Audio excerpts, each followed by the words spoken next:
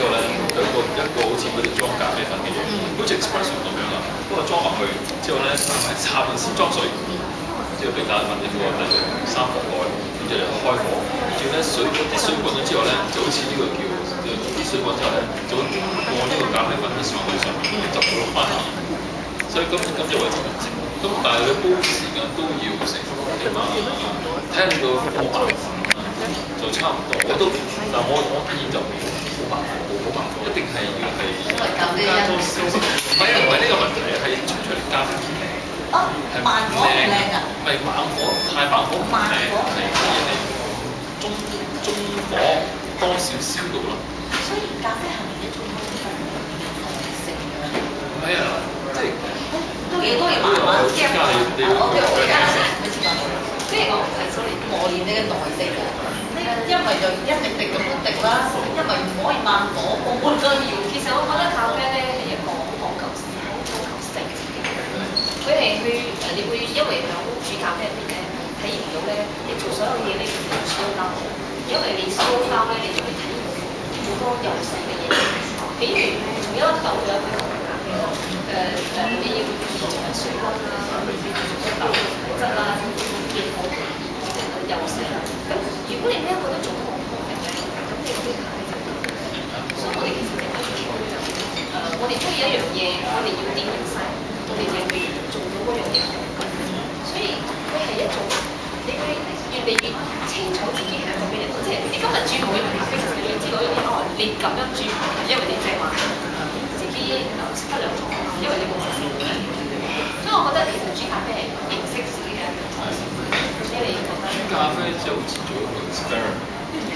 我 camp 所有咧，其實好多嘢都係好計數。你 experiment 呢一個係點樣？嗰個係點樣？唔單止係做，即係做試。試出嚟咧，到底邊一個方法先至係做到最好嘅味出嚟咧？呢個就係我哋就話做咖啡必定要係摸索嘅嘢。咁試完之後咧，調完之後，分好多 detail，除咗唔同嘅葱油啦，你啲水嘅分數啦，時間，所以沖咖啡要開個耐性。你沖個好嘅咖啡嘅話，係少多少少嘅心機都唔得。心機好重要，因為你好多人就唔學，做唔到，因為其實都係一個科學嚟嘅。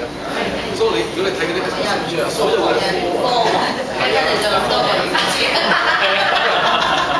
嗰個水溫啊，好多人唔知道，其實好似沖茶，水滾茶咧，個千祈唔好滾落，你滾一落落去嘅話，個咖啡就唔靚，可能係啊。我一般嘅嗰啲店唔係就係滾嘅水咧，就一打上去就係。你記得食啫，我哋講點解？因為嗰啲我哋嗰啲 traditional 嗰邊豆已經快啲冇炒到燶咗，所以我哋聞到㗎。係啊，你總要聞到燶味、苦味，再加甜奶搞埋一齊啦，就係個杯嚟。但係如果你有嗰啲好過你啲嘅咖啡咧，你一倒熱水落去，你都靚嘅味道。但我哋幫你哋嗰邊單咧講句説話，我哋啲杯嘅想點啊？冇乜投訴啊，想點啊？我哋要投訴嘅係喺10蚊就要靚嘅。係啊。係啊，呢度咧有啲老人家嚟到就一杯減嘅，一個蚊雞，你要去飲嗰啲10蚊一杯嘅咖啡。不過而家都唔止1蚊，而家係開始貴咗。出兩個嚟，我哋兩個。佢真係有啲平㗎。嗰邊店喎。但係人哋要溝大一杯啊，係嘅啫。但係佢平均後生仔講緊我。呢個唔收成好抵啊！執數都。因為佢係 franchise 㗎嘛。係啊，所以佢哋一定要有個 standard 咯。係啊，咁喺香港有幾個嘅一個形式。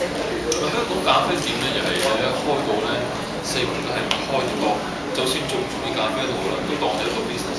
嗱，咖啡店咧，除咗中意咖啡之外咧，又係另外一種嘢咯。因為 business 我就算 business 講嘅我就要賺錢，除咗我成功之外，我要賺幾錢翻嚟。所以變到中唔中意嘅話，同埋做生意有兩個方向，佢可以參考邊一邊，你明唔明啊？呢個係一個好深切嘅問題嚟嘅。你中意嘅咖啡嘅話咧，你可能 business 嘅嘢可能要你咁多，但又唔可以唔理。但係你睇到 business 嘅話，可能將你自己啲嘢 shift 咗，所以咧最難就點樣可以揾翻一個 balance，所以點樣令大家好咧？好啦，我哋夠4分鐘。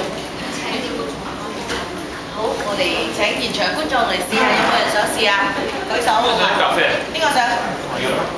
飲咖啡請舉手，唔好客氣喎。一位啫，我其他好，冇。嗰個1、2、